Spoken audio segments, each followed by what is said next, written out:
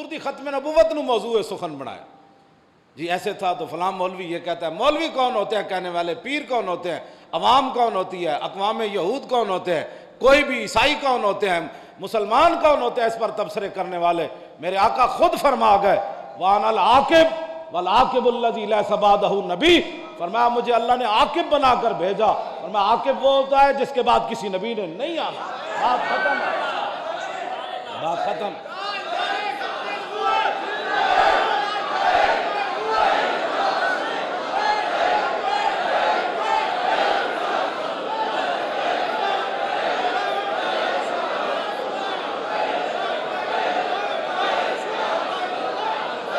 तवज्जो।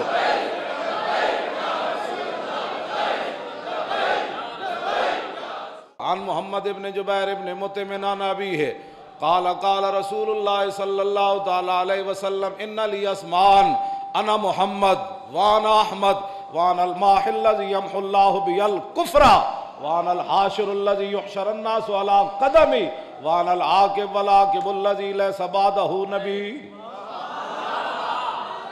काला रसूलुल्लाह सल्लल्लाहु ताला अलैहि वसल्लम इन्ना ली अस्मान अना मोहम्मद वाना अहमद वाना नबीयुर रहमा व नबीयुत तौबा वानल हाशिर व नबीयुल मलाहिम। हुजूर ने खुद अपनी ये तारीफ फरमाई।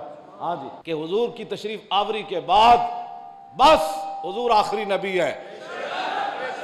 खातमुन नबीयीन का वही माना मुतय्यन है जो रसूलुल्लाह ने फरमाया।